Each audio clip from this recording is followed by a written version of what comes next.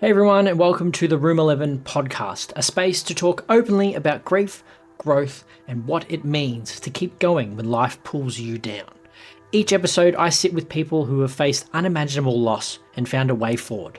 Today, I'm speaking with Chris Wood, a bereaved dad, a passionate advocate, and someone who's turned personal tragedy into powerful connections. We talk about loss, recovery, and creating legacies that matter.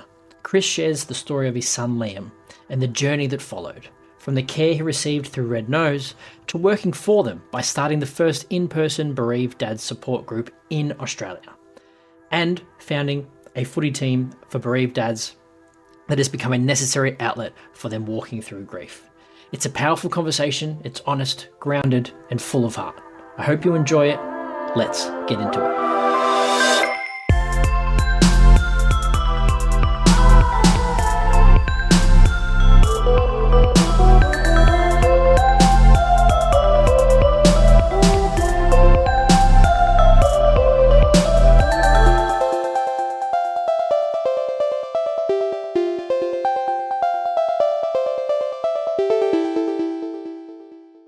All right, so we'll start off with Liam's legacy and just tell us about Liam and that whole experience, if that's cool. Yeah, sweet, mate.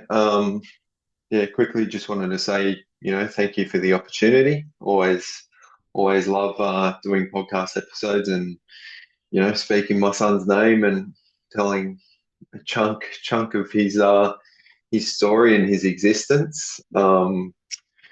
So my wife and I have had five losses in total. Liam was a twin pregnancy, and we miscarried the first twin at between 8 and 9 weeks.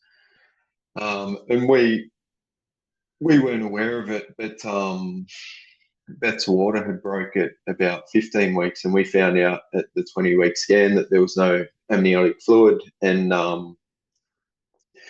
yeah, Liam was born with a lung condition. He was born preemie at 30 weeks with a lung condition called pulmonary hyperplasia. And so what that means is the lungs haven't developed. And, there's kind of degrees of it. Some babies can survive, others can't. And yeah, he died at 1 day old. And yeah, it's hardest thing, obviously, that we've ever been through, and Mm. continue to battle every day. But like Liam's legacy for me is a kind of like when I first started doing stuff, I didn't know, you know, how it was going to evolve or what I was going to do or anything like that, and just started fundraising for Red Nose. And then, yeah, as time's gone on, I've done other things, and Liam's legacy for me is, me fighting for better support for bereaved parents, and just keep chipping away and trying to bridge the gap between lost parents and non-lost parents, and yeah, people within the community, because yeah, I think it's massive. Mm. Yeah, I think it's super important because there's so many stories of parents feel like they didn't get the support that they needed when everything just turned to shit on them, and Yeah. I think it seems like the and people's memories of that experience, like for instance mine when we lost our daughter Billy, I tend to remember a lot of details about that Mm, experience. I remember, like, if someone asked me to draw a floor plan of the room that we were in, like I'd be able to mm. do that. But then my I wife, on think, the other hand, she can't remember a thing about the entire yeah. experience.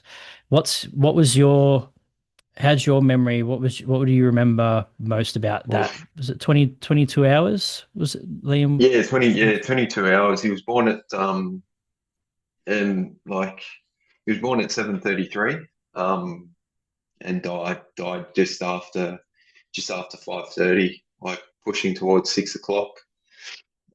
Sunday night, and so yeah, I was sitting at home watching the football and got a call. Beth was in hospital. She spent the last 6 weeks in hospital on she was kind of showing signs of an infection at about 24 weeks, and um, she ended up having a cord prolapse, which was the um, cause of the Caesar. And yeah, I got a call at 5 past 7 from a midwife. I was sitting at home watching the football, and she's like, "Oh, look, you've got to get to the hospital ASAP. Beth's going in for an emergency Caesar, and you've got to get here as soon as you can." And so I, flew to the hospital. I was there. I was on the ward in 15 minutes.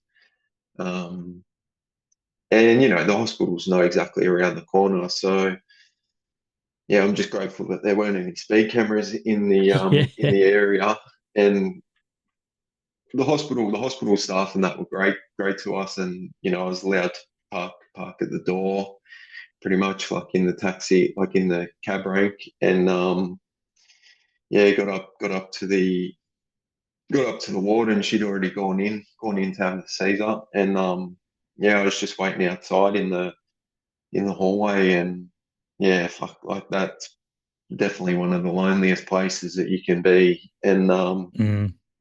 I remember speaking to a midwife came up to me, and I was pacing up and down the hallway, and she's like, oh, can I do anything for you? I'm like, mate, just get me my wife and my son alive. Mm. Like that's, I don't need anything else from you apart from them. And So they would let you yeah, in. They wouldn't let you into the room, like no, the operating no, room. no, I had to Mm. wait. It'll I can't be the remember. longest time of Yeah, your life.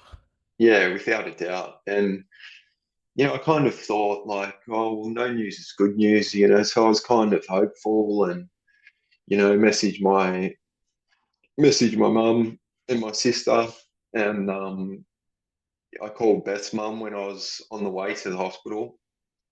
So all three of them knew what was going on, and then I was just kind of pacing, and like I remember looking at the score in the football, like the game that I left. It's just one of those things that Mm. it's like fuck, I could not care less about the Yeah. football, but I just remember You doing got to it, focus on something, because otherwise you go mad. I had no news, and I was kind of just waiting, and so bizarre, but yeah, Beth ended up losing just under 2 liters of blood, which Mm. for an emergency Caesar, they don't really like any more than like 900 mil, and it is what the doctor told me, and yeah, Liam was very sick. He needed to be revived 4 times in the first hour. So I went from having them both you know there to like Beth was very unwell, like in those first couple of hours after. And yeah, I just remember being torn between like, what do I do? Nothing can prepare you for that Mm. moment. Do I go to the recovery, or do I go down to the NICU? Like where do I go from here? And yeah, yeah, it was just you know the other details throughout the night. Like I can remember it like it was yesterday. Um, Mm. things are very sketchy for Beth and everything like that. But because I was the coherent one, I was the decision maker. So yeah, it's a lot of Yeah, that's gonna be. It's stress, gotta a lot of be. pressure.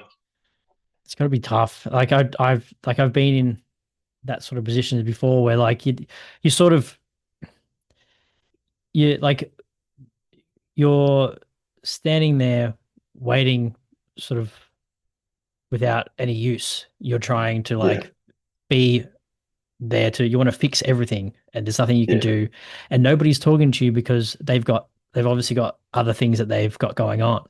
But all yeah, you want is someone to be like, tell me what's going on, tell me what's yeah, happening, like, yeah, and no one either gives you like a vague answer or it's all speculative, and you're just like, that's yeah, I just need to be told what's and happening when, how I can be involved and how I can help, and you just sort of like you can't. And I think it's interesting that like that's the role of like the dad or the partner it's that sort of happens with a lot, even with like successful um pregnancies, that like the dads and the partners are always sort of feel like sometimes left to their own mm, devices and they don't know what to do, and yeah, it comes with a lot of anxiety, and that's why I think like there's groups like the Fathering Project and those sort of things that do that sort of training. And then yeah, but it's tough. I've been in that. I remember seeing my son. They when he was born, they as soon as he came out, he was on the resus table that they have, mm, and just like, and I was just like, what's happening? And no one would tell me a thing, yeah, and it was just like the yeah, longest 10 minutes of my life, and it's just like, yeah, and then they happened again with our second daughter as well. Like that was emergency C-section, and they had to um get the crash cart in and stuff for her as well. And like this all mm, happened in another room while I was sitting there with my wife while she was like shaking from like the anesthesia and stuff. yeah. Like it's like, where do I Man, go? Like, that's do I go? three traumatic pregnancies, huh? Three? Yeah, yeah. Yeah, Everyone, wow. every single one has been And yeah, yeah, and that's why I think it's important for like there needs to be an outlet for the dads to debrief these kind of things, because a yeah. lot of the services and stuff are geared towards the mothers because they've obviously gone through a lot of physical and emotional trauma. But then Oh, for sure. the dads are sort of like, oh, can I speak to someone as well? And there isn't Yeah. really anything other I than like, therapy and yeah, stuff, which is why it's so important that you're doing the bereaved dads groups as yeah, well. Like the first in person bereaved dads group in yeah. Australia. The yeah, like it's it's a nice feeling. And I was just gonna say, like, I'm a big back to like the birthing sort of situation, the doctors and the medical staff talk to you, in their terms. And like I'm a simple cat. And so a lot of their stuff I wasn't really understanding, but I'm big on body language. And so I can tell if people are stressed. And in that situation, pretty much everyone in the room was stressed. And, Mm, in particular, when we were both in the NICU, and kind of that was my gauge, like throughout Liam's life, was watching people around me, like watching the staff, like how were they, like do they look frustrated? They seem relaxed now. He must be, things must be getting better. And that was mm. my gauge, because no matter how much I tried to understand, you're in that situation for a maximum of 24 hours. Like you can Google as much as you want, but adrenaline is charging. And Mm. yeah, it was quite It's an it's experience. it's interesting that you bring that up, because I've had that experience as well, where they're just speaking in gibberish a lot of the time. You're like, I Mm. don't understand what you're saying. Yeah, I don't know what acronyms that they're using. yeah, yeah, And exactly. I've brought that up in two hospitals before. I was at a conference, a Stillworth conference last year, and it was so like they're like, how do we get um, parents to come along to these, not just doctors and things like that. I was like, well, Mm. first of all, you need a translator there, like they have for like deaf people on the stage doing this. Like Yeah, you need someone translating all these like these yeah, acronyms and these medical jargons words that you throw out, because like I'm sitting there going, oh, what does this mean? And I'm having to Google it. I'm like, oh, what's that? And mm. it's all very heavy words, lots of stats, lots of charts, and Yeah, it's like speak to me in in English, please, Yeah. so I can Oh, understand. I was the same. I was the same. And I kind of like towards the end, like Sunday sort of lunchtime, and Beth was coming in and out because she was still trying to recover and all the rest of it. And so I was always their go-to person. And you're looking at the monitor and trying to work out this, that, and the other. And yeah, there were a couple of things that one midwife in particular was like, if this number drops below blah blah, then this is what's going to happen. And so she was explaining it to me, um, in simple person terminology, but Mm, which was super helpful. But yeah, um, body language was my guy. yeah. That's what I was watching, and how many Mm. people in the room. The more staff that are in the room, the more shit's going down. Basically, Yeah, that's always a good indicator. That's happened to us when with our second pregnancy after we lost Billy. We pretty much said to the midwife like, we haven't been at this stage before because even though mm, like we had Billy, we had to explain to them like we haven't actually yeah, gone through this birthing yeah, process that before. And so it's like, can you tell us what's going to happen? And they're like, it's just going to be me. It's all going to be nice and calm. We're going to have like the dim lights. You can have a candle, have some music. It's like, oh, yeah, okay, cool. So is that what it's going to be like? It's like, yeah, like you'll if it goes wrong, there'll be like 10 people in the room. And then like 10 mm, minutes later, the lights are on and there was like 15 people in the room. I was like, oh, okay, something's going wrong. yeah, And they're like, yeah, no, it's okay. I'm like, no, that's not what you said before. yeah. I appreciate you lying to me, but Yeah, yeah, yeah. yeah, So I yeah. think it's So good that they sorry. do. I think it's good when they give you those sort of scenarios so you can sort of have like a baseline of like where things are at. Oh yeah, And just like from an expectation sort of point of view, and yeah, no one expects to be in the situation that that we all were, but yeah, I don't know, like every situation's different though as well, so it's yeah, it all just depends. It depends on your situation, what hospital you're in, like whether like yeah, what midwife is on that day. Like yeah, this, I think exactly, that's why it's so important. Like with like trying to push like this consistency of care across the board, so everyone gets the same sort of care and yeah, expectations and things like that. But it's hard.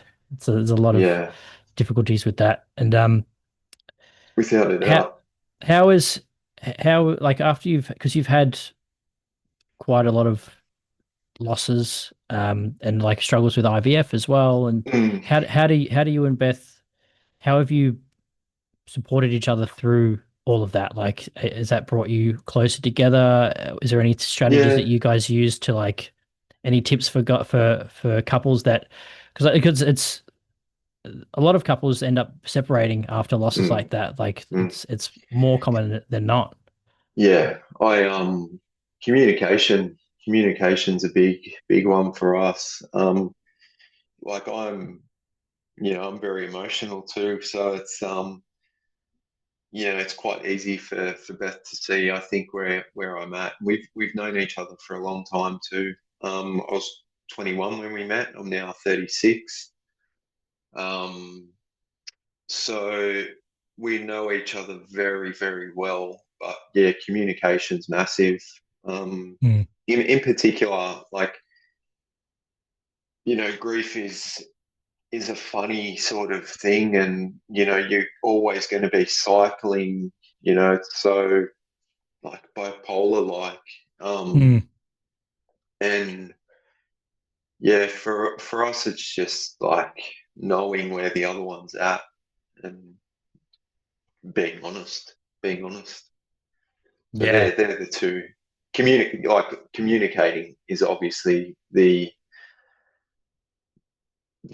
major one. Um and I it's not the case for me, but I can definitely respect that a lot of men struggle to articulate how they're feeling and everything like that. But yeah, I've never had an issue with it. If I'm down in the dumps, it's clear as day. mm. if I'm happy, then it's also clear as day. Um, Do yeah. you find that that's more is that more prominent since since you've had the losses that you've had, or has that always Um, been? Because I find that I'm more since we've gone what we've gone through. mm, I'm more. I don't know whether I'm more comfortable. I think I'm more empathetic in a yeah, way. Like it's yeah, more yeah, out. I'm not holding it in as much. yeah. Yeah, I'm definitely like I've always been sensitive um, in that respect, but it definitely like I suppose life events in general and life experiences, change you as a person, and you're always evolving. But you know, I definitely I've definitely made plenty of mistakes, in particular, with the drink. So that when you learn from your mistakes and things like that, yeah, that definitely contributes. Mm, yeah, So yeah, I've always absolutely. been I've always been, very sensitive, and yeah, people know how I'm feeling, but that's definitely evolved as in the last 3 years in particular. Mm. And you said before that you've had a hard time getting support from like mates and like professional Yeah, services. Like it took you like six times to find a yeah, good one. yeah, yeah, yeah. How did you like keep going? How did you keep finding one after the other? Because I think we went through Mm. two, and then after two, I was like, all right, this is it. Like I'm done. I'm giving up on looking for therapy. Yeah, yeah, I completely understand, and a lot of frustration, and there were a lot of hard times in particular, but and with time and other speaking times that I've done, previously that a lot were closer to 2022. I focused I focused a lot on the people that sort of I felt like let me down, and as time goes on, I want to pay more acknowledgement to the people like that were there supporting me as well, because I think a lot of the time they're forgotten too. Like, I didn't have a massive support network, but I did have one. Like my mum, my wife, my sister, a couple of mates back in Sydney that were good to me. Tiffany, our hospital to home person from Red Nose, without them, like I would have been so much worse. But yeah, it was a lot of frustration for me in those first probably 6 months in particular, uh, probably first 4 months. But I think the thing, like with my mates in particular, a lot of them were all in Sydney. They either had young kids themselves or them and their partners were trying.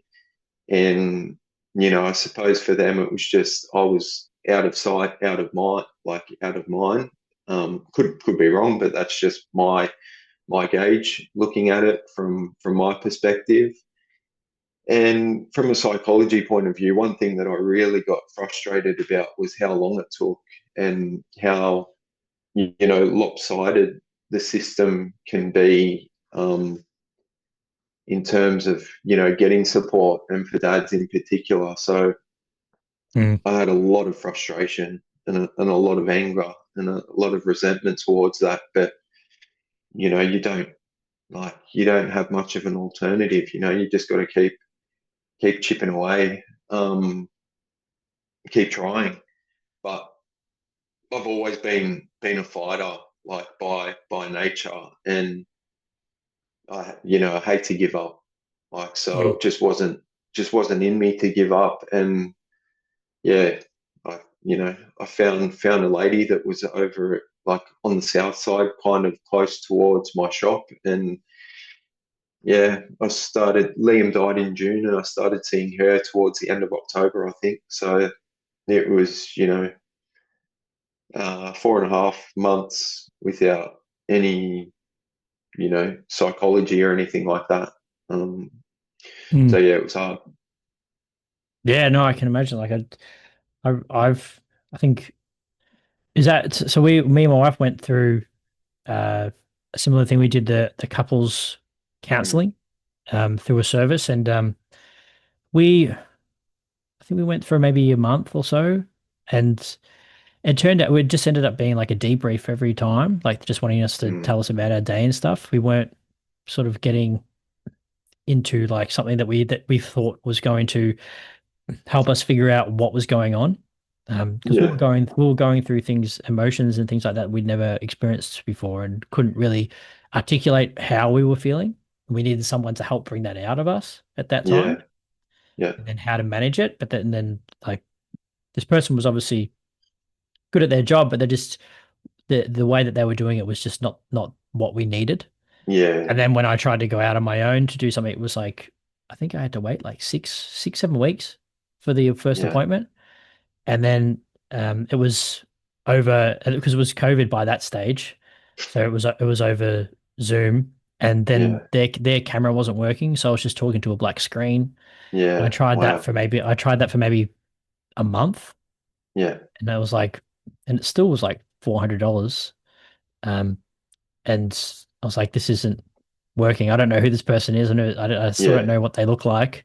And yeah. That's crazy. like, and so I was like, all right, this is, and if I wanted to try someone new, then I had to wait like another 6 or 7 Yeah, something weeks. And I was like, all right, I'm just going to find something else to yeah. do. And that pretty And much is that, what yeah, I'm doing now. and that's it. Like you go back to square one, and it's just, yeah, trying Mm. to find a psychologist that you connect with, and like you know, get along with. It's not easy. It's not like they show on like the movies or the TV shows where it's like Yeah, Tony yeah, Soprano sitting with his therapist every week. yeah, yeah. Sometimes it is like, Yeah. yeah, but Yeah, other like once you times find a it's good one, that's it. Then yeah, yeah, that makes it exactly. makes all the difference. Yeah, massively. Um, but yeah, without, hospital to home from Red Nose, I would have been a very different person. Yeah. And we were seeing our person together. She would come to our house, and she had lost twins as well. So there was that connection there in terms of what, you know, what we'd been through. Yeah, yeah, I would have been very different. Yeah, I think it. Do you think it helps with them having that lived experience to sort of? Oh, it definitely helps me. Definitely Yeah. helped me. Mm. I can't speak for other people, but it's definitely, um, yeah, to me, it makes a huge difference. And I kind of, like I hate to sort of say it like this, but like you speaking to a psychologist and speaking to a peer supporter with, the same sort of lived experience as you, like that's almost like a rite of passage. Like they actually know firsthand Mm. what you've gone through. And, Mm. They've been in the I've seen, trenches. yeah, like they've been there themselves. And, I've seen a couple of psychologists since, a couple of different ones since, and neither of them were bereaved parents. And I'm not there to judge them. They're doing their job. They're there to help me. But yeah, it makes a massive difference for me. Mm. Yeah, yeah. I think it would for a lot of people. This episode of the Room 11 podcast is proudly supported by Musashi, trusted by athletes across Australia for high performance supplements, protein powders, and nutrition that actually works. I use it. I hope you use it too. They've kindly offered our listeners an exclusive discount. Just use the code 1130 at checkout on musashi.com to get 30% off your next order. Feel free to share it around. That's 1130 at musashi.com. ELEVEN 30. It's so what do you think has been surprising? What surprised you most about how people have Mm, responded since your loss? Like even yourself, like what's the most surprising thing that you found? yeah, yeah. So the for me in particular, the grief around losing a parent, and losing a child, just completely, completely different. Um, yeah, like so much worse for me, Liam dying as opposed to my dad. I was 23 when my dad died, um, from motor neurons disease, and we you're never fully prepared for what's coming, but mentally, we knew, like I knew that it was, incurable. And like I was a lot younger, I suppose, a lot, and yeah, this one just, Liam dying just nailed me. Like, Mm. yeah, It's really, it's really like a strong. heavier weight. Yeah, Mm. it was for me. It definitely was for me. I can't speak for other people, but yeah, it was so much worse. Trying to pick a coffin for your son, like for your Mm. child. Fuck, I wouldn't wish it on my worst enemy. Yeah, that like I remember doing that, and it's like coffins shouldn't be this small. Like, what are they Mm, doing? Like, yeah, yeah, yeah, yeah, yeah, definitely.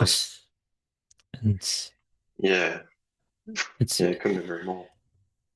yeah, it's a tough one. It's like I remember, I think the we got Billy was cremated, and we we have her at home.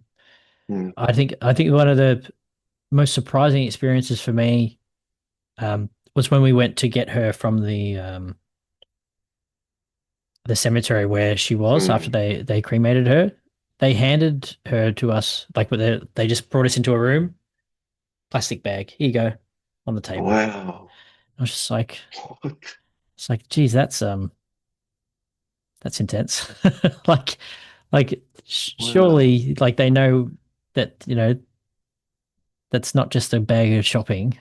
Like, it's like, Wow. oh, but Like she's a goldfish at it's a got the bloody logo at of a it's got the logo of the funeral place on there. I'm like, yeah, but that's it doesn't make a difference. It's like yeah.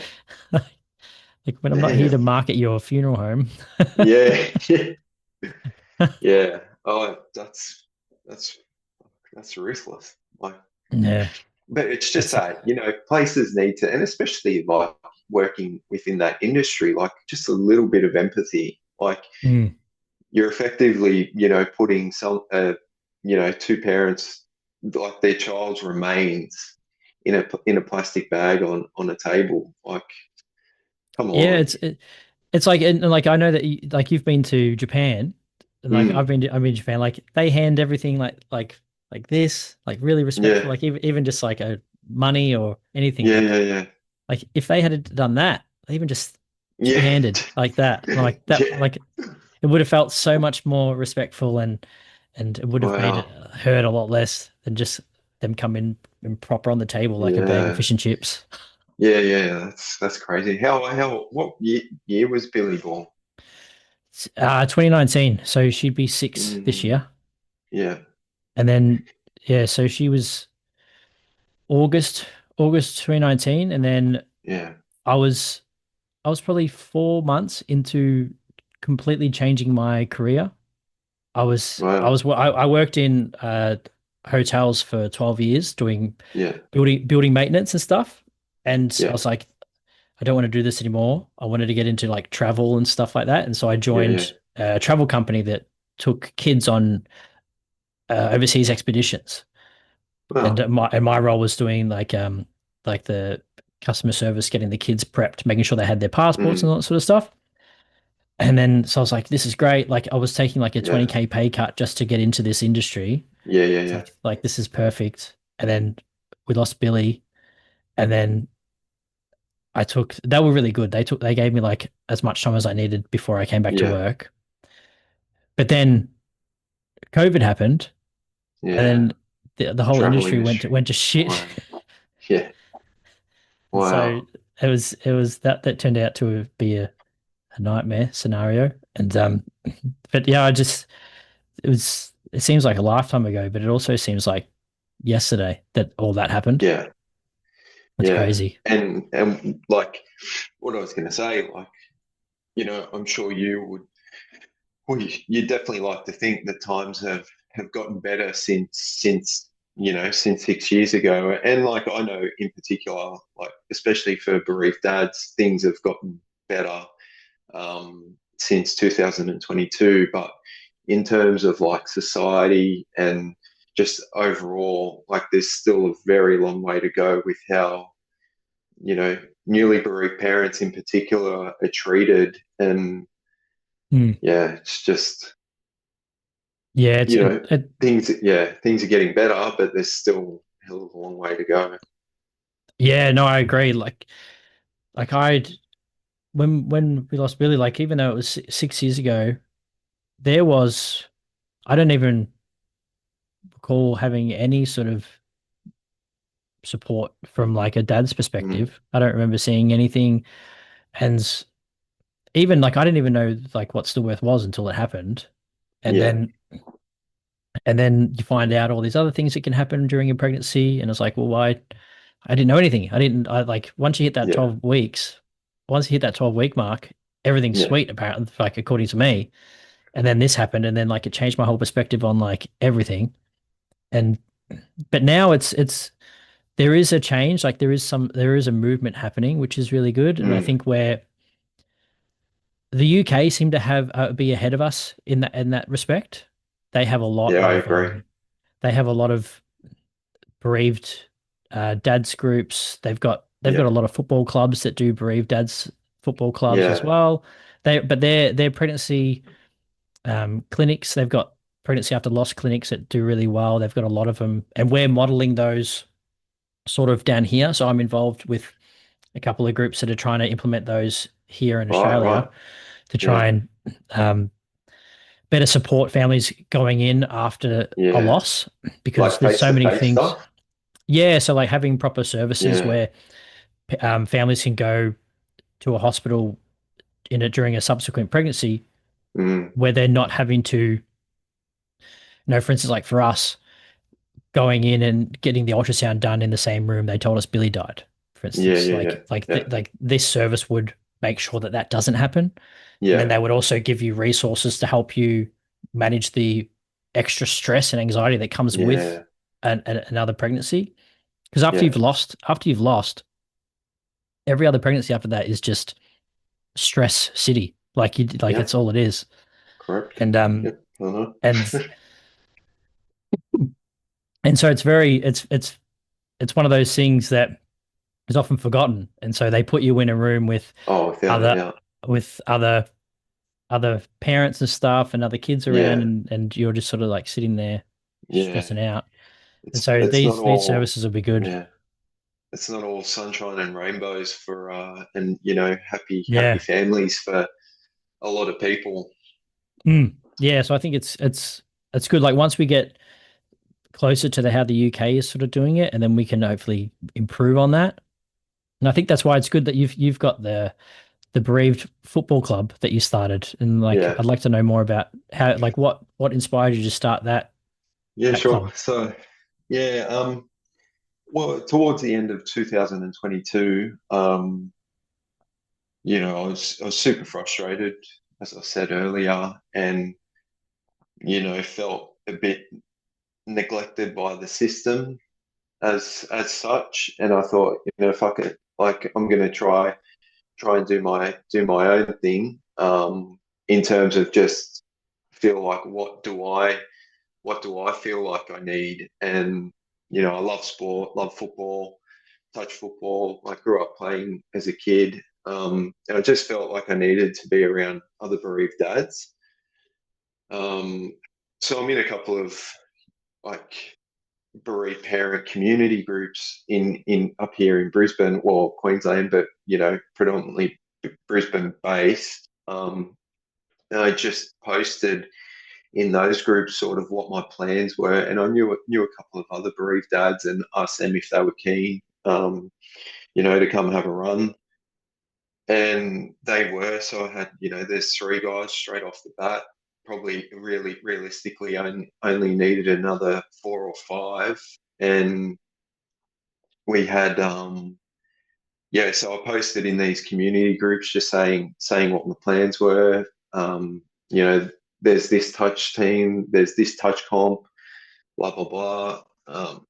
Here's the information, and let me know if you're keen. Here's my number. Like, let me know if you're keen, and we'll enter a team and go from there. And got enough guys together. Got about nine guys, I think, the first season we had, first 2 seasons, and yeah, we met at a pub on the south side of Brisbane the first time we all met, and I knew the two other guys that I already knew, and like it was initially quite awkward.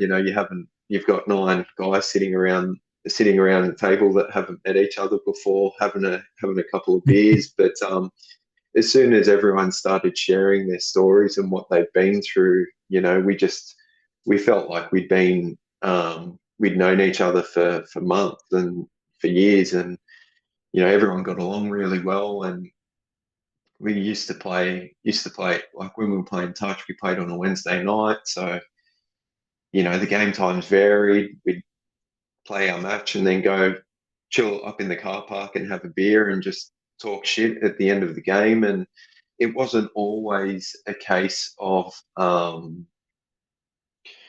talking about like what we'd been through, but it was just more the camaraderie of being around each other, that Mm. we all knew that the other guys were there if we needed someone to talk to that had been through this same sort of circumstances. Mm. um Gives them and that like support, that it's that support it's that community. connection, yeah, it's that Yeah. connection, like, and face to face. Like, I don't really do online stuff very well. I completely respect that some people really enjoy it, that they can connect with people around the world, but it's not for me. Like I'm a body language person, and I just like to be talking to people face to face. And yeah, it was just, yeah, I'm really really proud of those guys that took a chance, and Mm. yeah, So is that like, still going now, or is yeah, we're playing soccer now. Seven-a-side soccer. A couple of guys have dropped out. Had subsequent pregnancies, and life's pretty hectic in that. And a couple have dropped out, and a couple of newer ones have come in. But yeah, we play soccer Thursday nights. that's cool. I think Yeah, so it's a different, that's yeah, different sport too. yeah. I think it seems like it's a good model to use based on what Yeah, the guys in the UK do with theirs. Like it seems to be really beneficial for the dads. And yeah, I was talking to my wife about it because there's a group in the UK called the Honeysuckle Football Club, and yeah, yeah. they have their bereaved dads football club linked with the Liverpool Hospital, and they're also linked with Right. they're also they're connected. They're like funded by the Liverpool Football Club, and Yeah. so Wow. they have a like it's backed by like data that they have that the improvement of the dads that do this every week, Mm, because they have like I don't know whether they call it like a session, like a therapy session, or they have a professional come along every so often after they have a match. And while they're in the yeah. locker rooms, they just have like a yarn, and Right. someone facilitates the session to sort of help like get people Wow. talking and stuff like that. Yeah, yeah. And I was like, geez, that sounds like a really cool way of like getting people involved. Because from what I've heard, that when people have asked me as well, like, how do they get more dads Mm, involved in this sort of area of like grief and talking yeah. about their loss and stuff. And it's like you can't really expect all of them to just sit down face to face with a counselor or a therapist and just Yeah. let it all out. There Yeah. needs to be there needs to be a third thing for them to do. And that's why Yeah. Yeah. like places like the football club or like those men's sheds, where Yeah. like they're doing something else while they're talking, Yeah. they're keeping their hands busy. And Yeah. so they're not completely focusing on like, oh, I'm being too vulnerable here. I'm letting too much Yeah. out. Yeah. They're just like, oh, I'm going to fix this, and then I'm going to tell my mate that I'm feeling sad and Yeah. depressed. And And like I think that's a good yeah. model. Yeah. And it's so interesting too. Like I have no problem going to a support group, and um I I get a lot, like I get a lot of benefit out of just being in the same room as people that have been through the same sort of stuff. And I can't sit still, but like, I don't, I don't care. Like, I've been fidgeting and stuff here, like during this, but yeah, I find it fascinating, and some people, like bereaved parents included, just can't do it. Like they just don't feel comfortable sitting in that space with someone and Mm. listening and asking questions. And fair enough, that's how they deal with their stuff. No problem at all. But like, I love it. Like, without sounding weird. Yeah, I get a lot of benefit out of it. And yeah, the bereaved dad support group as well. That's just, I'm really inquisitive to, and, really curious to sort of talk to parents in particular, and like, how are they doing? How are they, what's changed for them? What hasn't changed? Like, what surprised them? And Mm. some people just can't do it. But yeah, I get a lot of benefit out of it. Yeah, yeah. I think it's one of those things where like if I find someone out in the wild that has gone through the same thing, Yeah, like I yeah, get super intense that I feel like I'm like, oh, maybe I was a bit too much for that person. Like yeah, it's like maybe I got them to talk to open up too much that they were uncomfortable, but they felt like they had yeah, to. But like I feel like it's beneficial for to talk about it and like get them to express like how they're feeling about for what they went sure. through. Because a lot of the Yeah. times like there was one guy um I was at Michelle's gala event last year, Mm, and when they were fundraising for her run, and I had spoke about Billy, and then when I sat down, this dad comes up to me and he was like, "I lost my son.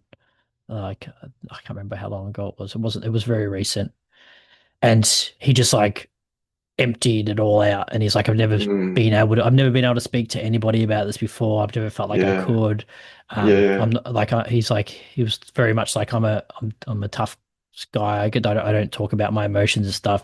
And yeah, he got very, very intoxicated after that, which probably wasn't healthy, but it was just like, yeah, it's like he needed to like release that yeah, pressure that was inside of him, and yeah, that gave him an outlet. And it's like I feel like there's a lot of people out there that just they're holding it in, and it's just going to yeah. tear them up if they don't let it out. So Without like a giving them doubt. that's why these support groups are so good because it gives them that Mm, outlet to do that in a way that they're not going to be judged or shut down or yeah, make people feel uncomfortable because they've all been through yeah, the same thing. exactly.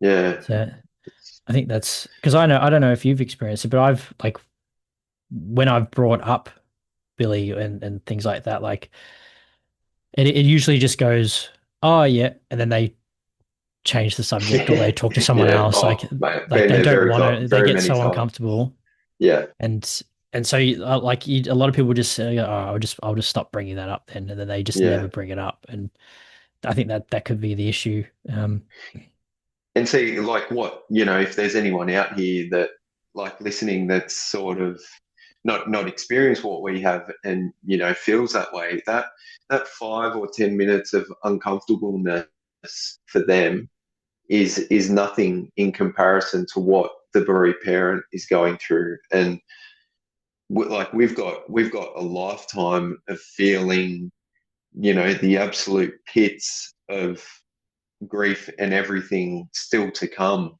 They've got, maybe they'll even think about it for a day or two, but there'll come a time where they forget, that, Mm, like, if I said to someone, Liam had to be revived 4 times in the first hour.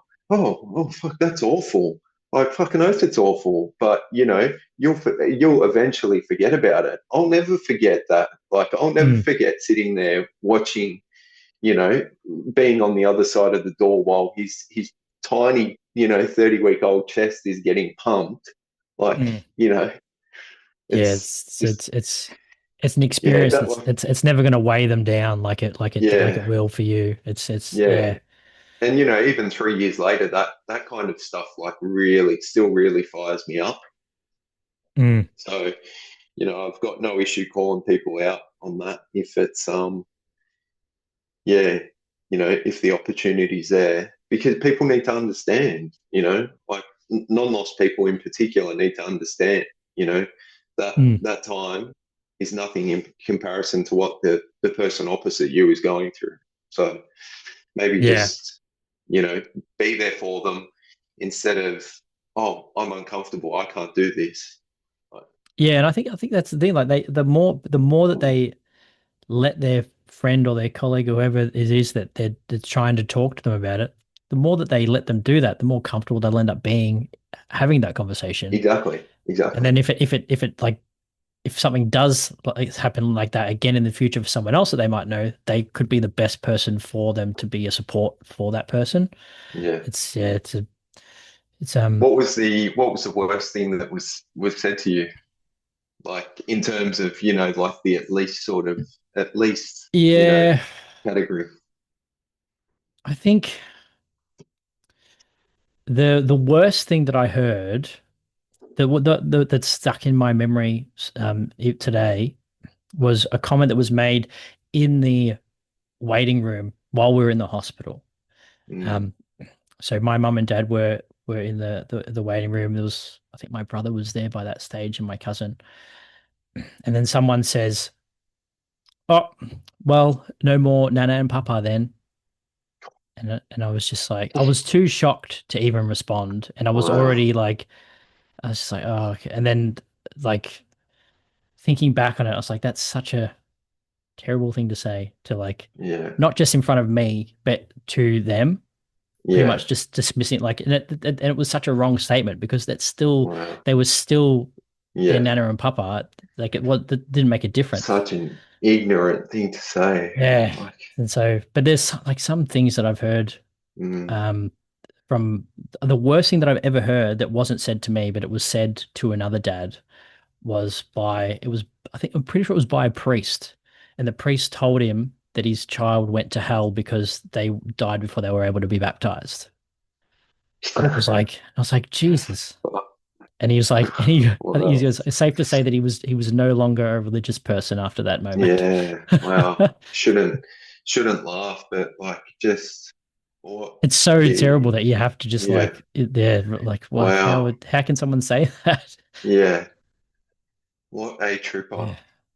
Yeah. This one bloke at the time I had a coffee shop, and I couldn't wait to get out of there.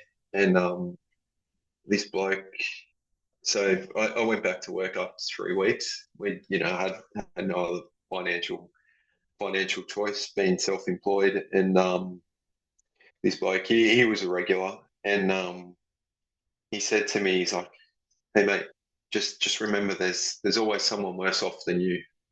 And so we just lost twins. I'm like, fuck, mate, if you weren't a customer, I would chin you right now. But You should have been like, do you want to be that person? Do you want to be yeah, that it's person that's like, worse off than me? yeah, is this the moral high ground that I'm going to die on? It's like, no, just let it go. But the shock, like you don't know, like you're in shock, you're trying to process it. It's like, Mm. what a dumb thing to say. Yeah, it's like it is. It like it makes you realize like how many sayings there are that you're like, oh, that's not cool. Like I remember Yeah, yeah. like once after we had our son after Billy, we went. He was probably a couple months old, and we went to the shopping center. And it was during COVID, so we had to wait in lines and stuff to get into shops and stuff still. And this lady that was at the front of the line working at the shop asked us, It's like, oh, is this your first? And we're like, no. And then she's like, oh, well, where's his Mm. sister? And she's like, oh, she's not here. And she just kept pressing. It's like, oh, Yeah, why isn't she here? What she's not here with the family today.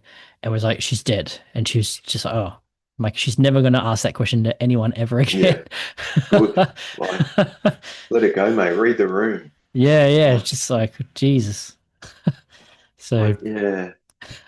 And like to be honest, I've got no problem saying saying that to people and um, being that brutally honest too. Like if people ask me, why do you have any kids, Chris? I say, yeah, I have a son that died.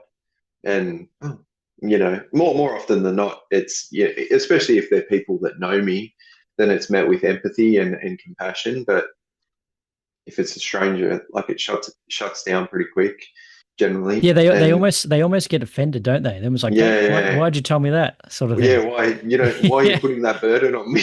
yeah. It's like, but yeah, I've got no problem. I've got no problem being honest, and everyone says what they're comfortable with, and that's fine. But Liam exists. He existed. Sure, he's not alive now, but that doesn't mean that I'm not a father or being any less worthy of being called a father than their partner that has living kids or anything like that. So Yeah, yeah, absolutely. Yeah, brutally honest. it's one of those things of like if when people ask those sort of questions, it was like it depends on how much mental energy I have will determine the Mm. response that I give. It's just like, Yeah, fair enough. do I want to get into it with this person or do Yeah, I not?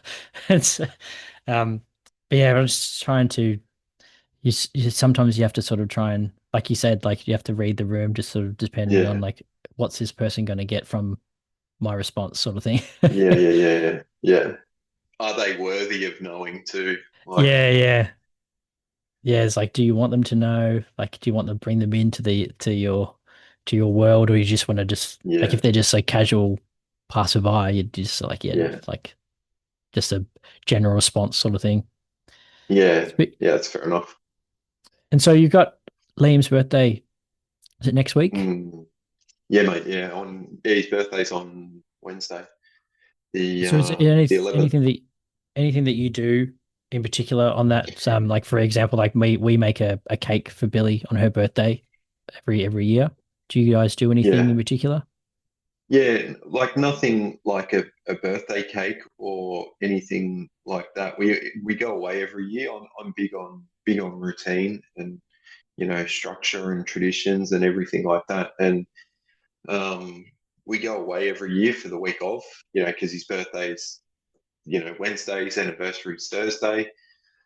Um, generally for me, soon as it hits towards the end of May, I'm gradually declining in wanting to be around people and everything like that. So Mm. a week off, just I usually have my phone on do not disturb for majority of that, and yeah, so we go away the week of, and then so far every year I've played golf on his birthday. I've gotten up early and gone down to wherever we are and played at the local course. And for me, it's just good time. It's good like reflecting sort of time. And it's nice to be alone as well. Like I really enjoy getting up early and watching the sunrise. Um, Most of the time anyway. And usually if I can get the round done quickly-ish, Beth's kind of still chilling, like wherever we're staying. So yeah, and then we've got the whole day together.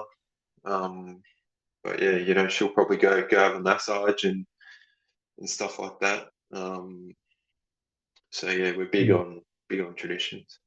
I think it's a good way to spend it. I think it's like it gives you a chance to recharge, and especially like I know Yeah, for me, like when it comes to Billy's birthday, both my wife and I feel mentally sort of drained.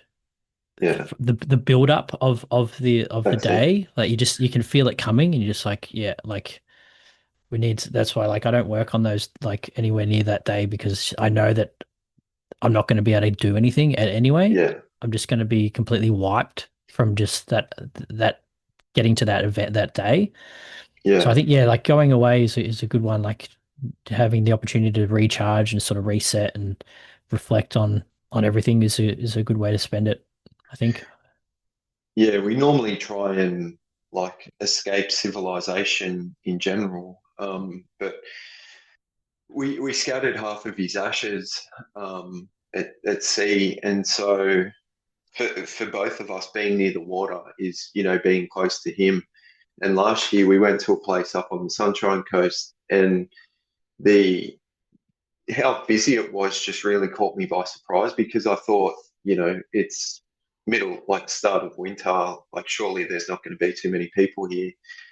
And I was caught off guard by how chaotic it was and everything in town. So I really struggled. Um, Where'd you go? Last year in particular, we went to like Coolum, Oh yeah, yeah. which is I've up. been there. Yeah. I lived in Budrum for like 6 months during high school. Oh, did So you? it's, yeah, it's Mm, a couple of people I knew were in Coolum. That's usually like yeah. a pretty chilled spot. It's weird. Yeah, I Yeah, don't. Well, it just must have mentally, changed. yeah. Oh, it's definitely that whole Sunshine Coast is booming now. People kind of moving up from either Brisbane or Sydney, trying to escape the rat race, and Mm, those sort of coastal towns just can't keep up, like from an infrastructure sort of point of view. And you know, tourist destination, like it's always swimmable sort of weather all year round, mm, in particular for southerners, for people from Victoria and Sydney. mm, Um, and yeah, it just sort of like really caught me off guard. So I really struggled um, last year, but this year we're going further north, and it's you know a lot quieter. So it'd be nice to hopefully just park the car on Sunday or on Saturday and not need it again for another week. that sounds ideal. I Yeah, think which is what you yeah. want in a holiday anyway. You don't want to be driving around and Mm. doing all that touristy crap. Yeah, well, we would like we planned a holiday for like 12 months to go to Noosa, Mm, and we went to Noosa in March this year. We had yeah. to leave early because of the cyclone. Oh, cyclone. Of course. So we were there for like Of 2 days course. max, and then we had to leave because then the planes were all getting cancelled and stuff. It's like, oh, Yeah, and this is a relaxing holiday. it delayed its arrival too, but you weren't Yeah. to know that. Like you weren't to know that. Just looking forward to just like doing nothing for a week, and it's just like, yeah, Yeah, it was yeah, anything but nothing. yeah, Like yeah. it was like it felt like we were at the start of COVID again. Everything was just chaos, and Mm. Everything yeah, like boarding up the windows and shutting the doors and just yeah. Well, we didn't. Yeah, we were lucky. We didn't need to do much of that, but yeah, I'm kind of weather obsessed. So I was, watching the radar. I was like, oh, it's here, it's coming. yeah. I tell you what, But the clouds when we left were amazing. Like the clouds mm, when we flew above them, just it's yeah. like it looked like you could hop out and walk on them. They were that thick. It was cool. Oh, really, really, Mm. yeah, yeah. It's pretty cool, eh? Mother Nature. Yeah, yeah. No, I think I think it would have been cool to experience if there wasn't a risk of our Yeah, resort flooding. yeah. As long as you're safe, it's good to see from um,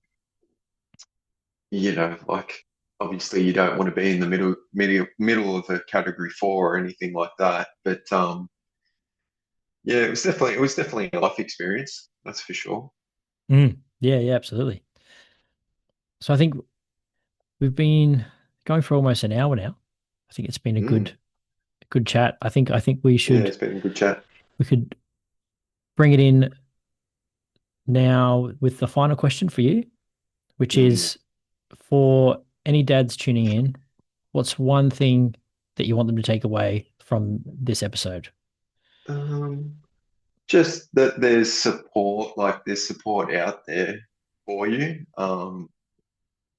Having dads in like Aussie dads in particular, like yourself and Matt, pushing hard for change is definitely incredibly beneficial for future bereaved, newly bereaved dads. But in particular, the main thing is there's support. There are support services out there for you, and you may have to look a bit harder, but yeah, just you know, don't give up.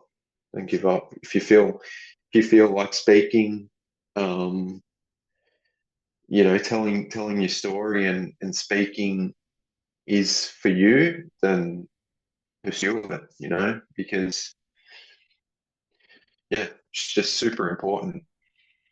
Yeah, yeah, no, absolutely. I think it's a space that's heading in the right direction, which is good. Thanks to yourself and to Matt as well. And yeah, so if there's anyone is it, how to if anyone wants to get involved in your in-person bereaved dads group, how do they is can they reach out to the Red Nose team, or is it a particular email Yeah, address or anything like that?